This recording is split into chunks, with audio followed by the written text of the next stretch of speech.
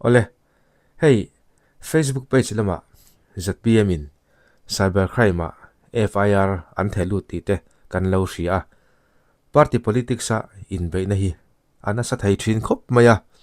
tunlai tak te page Mizoram Sarkar Assembly session an nei chho lai te ni Assembly House te page an han in hial le rap thin boka enga mo chang page an tang na boka okisang tak chho te po anom le lop thin ani boruak tang thei khop maya politics game chunga mani sela media tong kam takin ram mangai tak ho te chu an che ji ale thil tha anti an na tho te hi mi pui hian kan ra chawin kan hailem hau lo ni ti chuan hey Facebook Zoram politics group page te bengwana page te po anon post na sa khop maya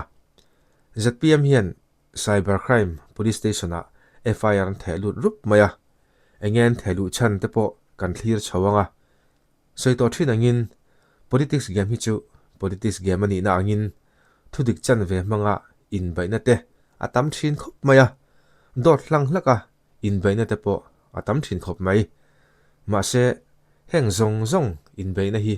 kanomna party thau masona tura kan du thin wang ani tlang puini chen thataro chu tongkam te po andu tuilo thin khop maya antialom politics game opponent te hian ruling lam nilo baksaka an be vak to hi chuan opponent lam hi an chawra uzol lai ani du thin khop mai anti Facebook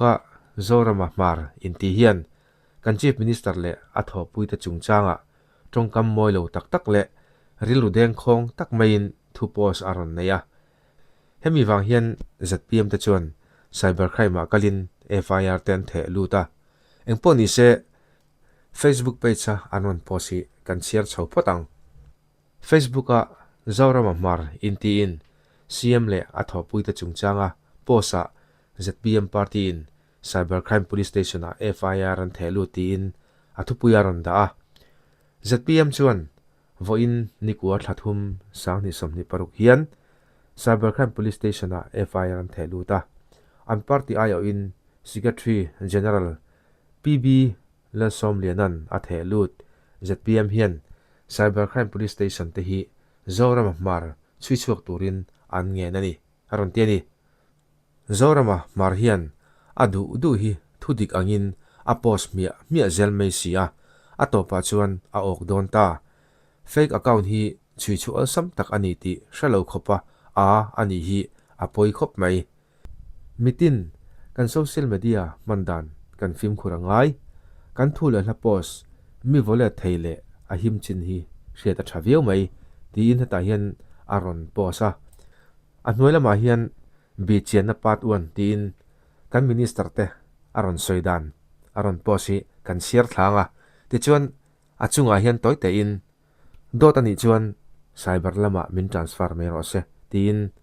aron confirm rem khop maya athua hian pakhatna hian laldu ama hi nula le zudu takani aron tiani nula le zudu tak atong kam moilo khop mai te mar hi chiapuam wanga hausa anni pathumna hian barili hi silonga lekha kan zilai chuan miao sa ho sukbu kan ti thin atong kam hi rilu deng khong em bokani hi hetiang hianin mipa ngai ti mayang mineran tongkam hanin soi chiat nang chia lo mang po ni la hetiang tongkam hi chu angai thlak anuam viau lo ni chu mai po ni lo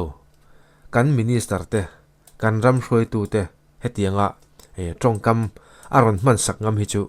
a khoi sanin hi arap thla khop mai palina hian bi chan zo hi NGO lem manga hausa ni aron ti bokani pangana walal hlana hi anom pui pong sol tu ni ka soi hi dik veka ti na hnuaya hianin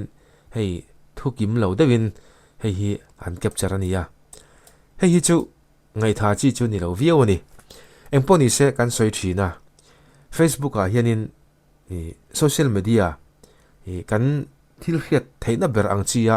kan ngai ani Facebook te phei chu YouTube te pawh ni vek tho na chungin Facebook hi atlang lo na trend khatina kan lo enjoy ang chi ni hetianga hianin Facebook account kan siama account a hianin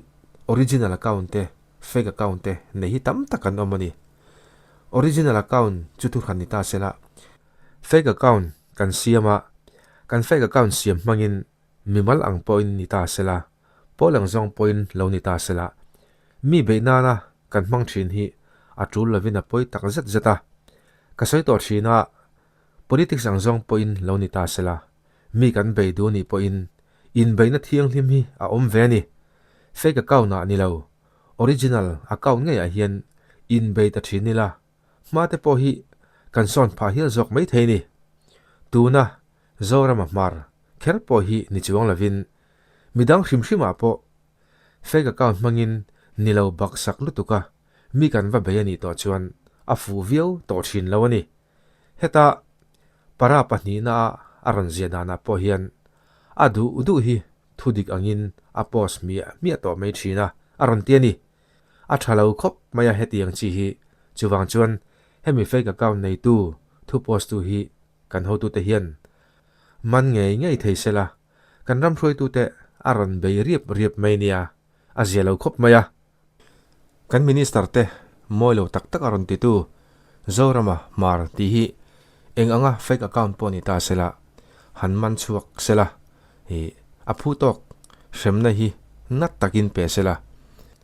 rindan le ngai dan soithiang ani kan tia chuwang chuan hemi Zorama Hmar hian kan ho tu te kan ram hruai tu te hetianga tongkam moilo taka aron beina hi politics game niin ka khia chu kami mal ril ru le kami mal ngai dan ani eng po ni ta sela politics game po lo ni ta sela hetianga kan ram hruai tu te hetianga tongkam moilo taka aron be hi a fake account hi kan ho tu te hianin chui chuak thei kham sela an chui chuaka ama an manani po in a phu tok hremna na tak pe sela chu du tu samani eng po ni se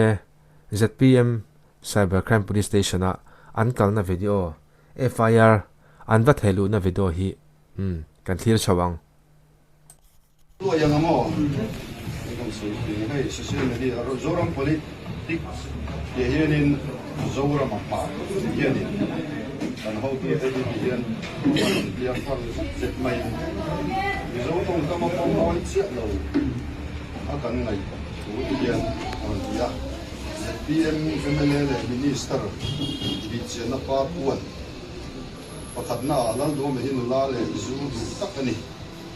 ani na te Hmar hi chia pom wanga hausa ani athum na gari hi silonga le kha kan zin lai chuan mi hausa ho su pu kan ke thi te pu bi chan zo hi NGO le manga hausa ni te pu man lal hana hi a om pui bong so tu ni pi te hi social media hen no tak chiam maya atong kam amoi lo khop mai kan en thaleang lo yang amo kan so hai social media zoram politics ye hianin Zorama Hmar hianin kan ho tu te hian ya fal set mai zo tong ka ma pom oi chia lo a kan ngai tu hian on ya ZPM MLA le minister bi chena pa puan pakhat na lal do me hin la le zu du tak ani ani na te Hmar hi chia pom wanga hausa ani athum na gari hi silonga le kha